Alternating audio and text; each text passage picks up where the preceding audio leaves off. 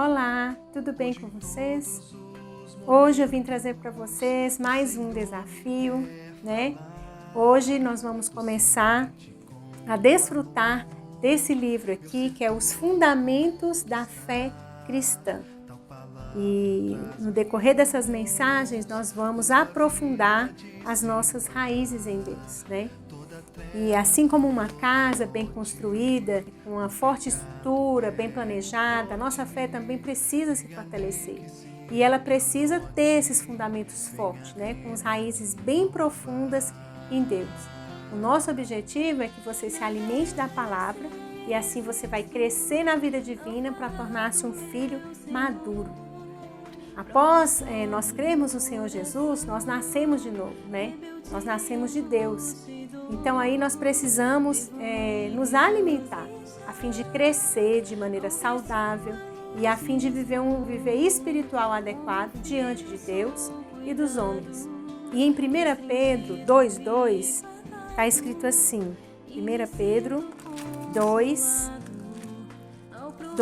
desejai ardentemente como crianças recém-nascidas o genuíno leite espiritual, para que por ele vos seja dado crescimento para a salvação.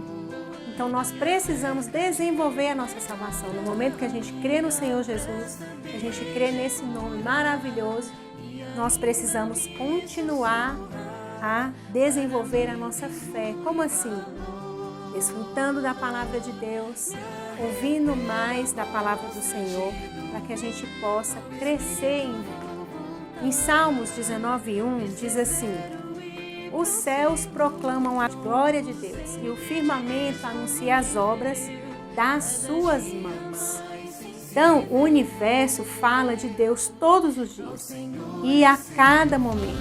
Basta olhar para o universo, tudo que nele há, a natureza, a galáxia, os planetas, as plantas, os animais, tudo isso não foi obra do acaso, né? E nem veio à existência por si só. Tudo o que é visível, de alguma maneira, expressa um Deus que é invisível.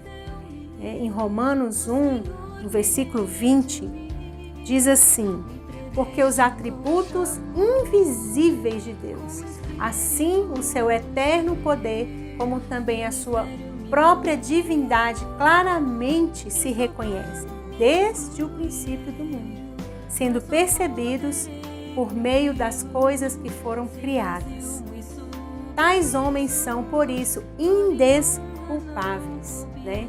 Lendo isso, nós percebemos que a criação, ela testifica a existência de Deus. Mas nós sabemos que tem aqueles que são considerados pela Bíblia como insensatos. Nós temos 3 categorias de pessoas. Os que não creem em Deus, né, que dizem que Deus não existe, né, como nós acabamos de ler, que são os insensatos, né?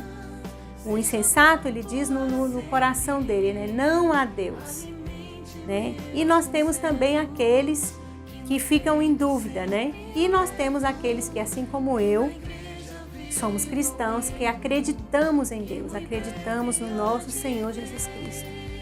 E os que creem que Deus existe, a única coisa que pode preencher o nosso coração é Ele mesmo. Nós precisamos ter o cuidado, não tentar preencher o vazio que nós temos, né, no nosso coração com algo para substituir a presença de Deus nas nossas vidas, né? Somente Deus é capaz de nos preencher, porque dentro de nós, lá em Eclesiastes fala, diz assim, Eclesiastes 3:11, ó Senhor Jesus, tudo fez Deus formoso no seu devido tempo, também pôs a eternidade no coração do homem, sem que este possa descobrir as obras que Deus fez desde o princípio até o fim. Então, nós temos essa eternidade dentro do nosso coração. E como está escrito também em Hebreus 11:6, vamos ler?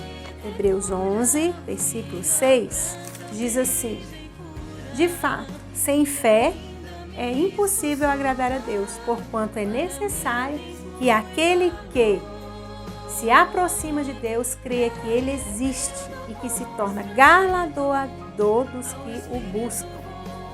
Então, Deus, ele é único, ele é eterno, ele é imortal. Deus colocou essa eternidade dentro do coração do homem. E só existe uma coisa que pode nos preencher, é aquilo que também é eterno, né? O próprio Deus. Aleluia. Então, Isaías 45:5 diz assim, na parte A: eu sou o Senhor e não há outro. Além de mim, não há Deus. Mas os padrões moral que há no mundo das pessoas quase sempre estão ligados ao conceito que elas têm de Deus. Mas o que isso significa? Isso quer dizer que muitos escolhem não reconhecer a existência de Deus, infelizmente. Pois desse modo, eles podem levar uma vida cheia de regalias, né? Cheia de iniquidade, livre de acusação, uma consciência totalmente despreocupada e não se preocupam que um dia eles terão que se apresentar diante de Deus e prestar contas, né, de tudo o que fizeram. Por isso essas pessoas, elas preferem desprezar o conhecimento de Deus. Agora, isso é muito preocupante, porque os conceitos e as ideologias que se propagam hoje em dia é para que se remova a Bíblia da cultura moderna, pois eles consideram a Bíblia retrógrada, opressora e até mesmo discriminatória. A Bíblia, nós sabemos que é o próprio Deus. A Bíblia, ela foi inspirada por Deus, né? Lá em João fala que no princípio era o Verbo e o Verbo estava com Deus e o Verbo era Deus. Ele estava no princípio com Deus. Todas as coisas foram feitas por intermédio dele e sem ele nada do que foi feito se fez. O Verbo era Deus. Então a Bíblia, ela tem uma fonte inesgotável que sustenta toda essa terra. Vamos ler em Hebreus, o capítulo 1, o versículo 3. Ele que é o resplendor da glória e a expressão exata do seu poder, sustentando todas as coisas pela palavra do seu poder. Depois de ter feito a purificação dos pecados, assentou-se à direita da majestade nas alturas. Aleluia! Então o inimigo de Deus, ele vem tentando tirar a Bíblia de nós. Ele quer nos neutralizar. E se nós cairmos nessa armadilha do inimigo de Deus, nós podemos nos tornar também insensatos. Mas a Bíblia, ela é tão maravilhosa, ela é tão esplêndida, que nos ensina e nos exorta. Em Provérbios 1 versículo 7, diz assim: o temor do Senhor é o princípio do saber, mas os loucos desprezam a sabedoria e o ensino. A Bíblia, ela nos ensina. Então, os que o temem, né, Deus, são sábios, e os que escolhem desprezar o conhecimento de Deus, eles são tolos. Então, Deus, ele é o começo e o fim. Deus é eterno. Isso quer dizer, ele sem começo de dias e nem fim de existência, né? Esse termo eterno quer dizer sem princípio e sem fim. Em Apocalipse, vamos ler? Apocalipse 22, o versículo é o 13, né? O Senhor Jesus diz assim: eu sou o Alfa e o Ômega, o primeiro e o último, o princípio e o fim. Então, antes dele não havia nada. E o fim, ou seja, depois dele não haverá mais nada. Isso atesta a eternidade de Deus. Isso, na nossa mente limitada, a gente não consegue muito compreender a dimensão da eternidade, não é verdade? Nós estamos acostumados com altura, com profundidade, com largura, com comprimento, né?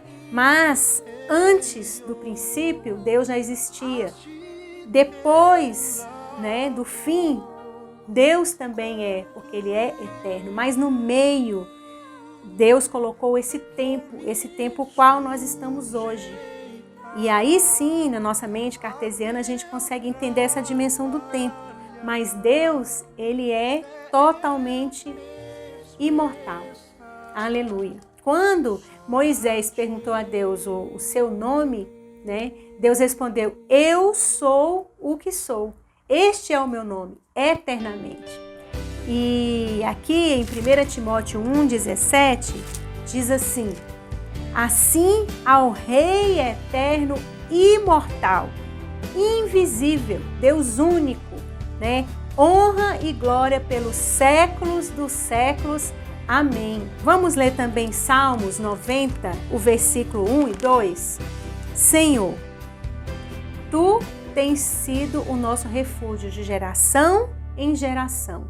Antes que os montes nascessem e se formassem, a terra e o mundo de eternidade a eternidade, Tu és Deus. Aleluia.